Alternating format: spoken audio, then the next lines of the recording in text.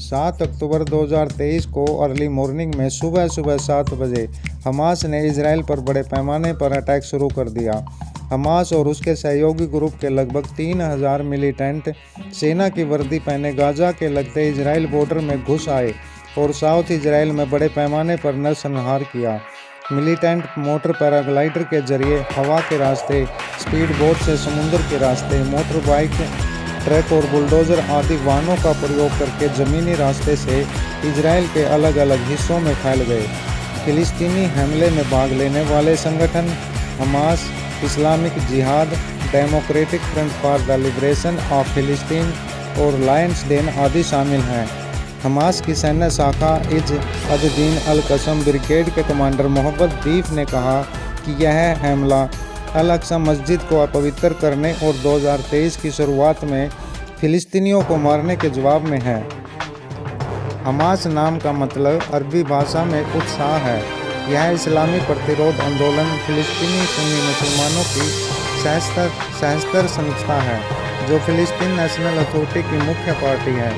10 दिसंबर 1987 में मिस्र और फिलिस्तीन के मुसलमानों ने इसकी स्थापना की थी। इसका मुख्य उद्देश्य है इजराइल शासन को ख़त्म करके फिलिस्तीन इस्लाम की स्थापना करना है। Islamic nationalism, anti semitism, anti Zionism, anti communism इसकी आइडियोलॉजी रही है। 2006-7 के चुनाव में इसने पीएलओ को हराकर पीएलसी के 132 सीटों में से 74 सीट जीतकर गाजा पट्टी पर अपना शासन स्थापित किया था। गाजा पट्टी पर इसने धरती के नीचे टनल बनाकर अपने शास्त्र गृह और इलीगल अड्डों की स्थापना की थी। इसके अलावा यह स्कूल, हॉस्पिटल और धार्मिक स्थानों की आड़ में अपने ऑपरेशन करता आया है। यह हमेशा निर्दोष नागरिकों को ह्यूमन शील्ड की तरह इस्तेमाल करता आया है। 1992 में इसने अपने सशस्त्र सेना का गठन किया था और तभी से इजराइल पर अनेक बार हमले किए थे।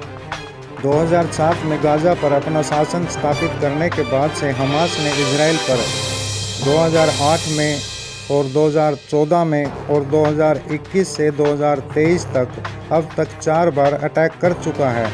2021 की शांति वार्ता के बाद इसने इजराइल को ये यकीन दिला दिया था कि हमास अब इजराइल के लिए कोई खतरा नहीं है और चुपके से अपने लड़कों को ट्रेनिंग देता रहा। मध्य 2022 से ही हमास लड़कों को ट्रेनिंग दे रहा है कि कैसे सीमा में घुसना है, कैसे इजरायली सेना और नागरिकों पर घात लगाकर हमला करना है, बंधकों को कैसे गाजा पट्टी में वापस लेकर आना है, कैसे पैराग्लाइडर और समुद्री बोट का इस्तेमाल करना है, आदि आदि इस ट्रेनिंग का हिस्सा थे। 2023 के हमलों को हमास ने फुल प्रूफ प्लानिंग के साथ अंजाम दिया है। हमास का सरगना इस्माइल हानिये कतर में रहता है और वहीं से इसका संचालन करता है। इमाम शेख अहमद और अब्दुल अजीज़ इसके फाउंडर हैं। हमास के रॉकेट शस्त्रगृह में 16 किलोमीटर से 40 किलोमीटर की रेंज में होममेड रॉकेट हैं। इनमें एंटी टैंक रॉकेट, RPG-7 जैसे होममेड रॉकेट और अल-बतार, अल-बाना, अल-यासीन आदि रॉकेट भी होममेड ही हैं। 7 अक्टूबर 2023 की सुबह हमास ने लगभग 20 मिनट में 4 से 5 हज़ार रॉकेट की बौछार से साउथ इजराइल को दहला दिया। America, Canada, Europe, Israel, Japan जैसे देश हमास को आतंकवादी घोषित कर चुके हैं, लेकिन ब्राज़ील, चीन, मिस्र, ईरान, नॉर्वे, कतर, रूस, सीरिया और तुर्की इसे आतंकवादी संगठन नहीं मानते। रेम किब्बुत्ज़ गाजा पट्टी से लगता हुआ इजराइल का इलाका है, जहां पर 7 अक्टूबर को सुपरनोवा और सुकोट गैदरिंग म्यूजिकल सेरेमनी की जा रही थी। यह म्यूजिकल सेरेमनी खुले ग्राउंड पर की जा रही थी, जिसके चलते हज़ारों की संख्या में यहूदी इजरायली नागरिक इकट्ठा हुए थे।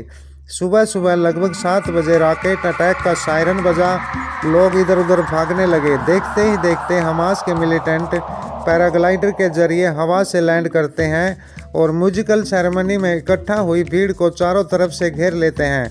डर कर भागते हुए लोगों को गोलियों से भून दिया गया, बच्चों को गला काट के मौत के घाट उतार दिया गया, महिलाओं को अगवा कर लिया गया और बलात्कार जैसी घटनाओं को अंजाम दिया गया। मंजर इतना भयानक हो गया था कि बयान करना मुश्किल है। खुशी का माहौल देखते ही देखते चीखों में बदल गया। सैनिकों और नागरिकों को अगवा करके गाजा पट्टी लाया गया। यह इजराइल की हिस्ट्री में अब तक का सबसे बड़ा हत्याकांड कहा जाता है।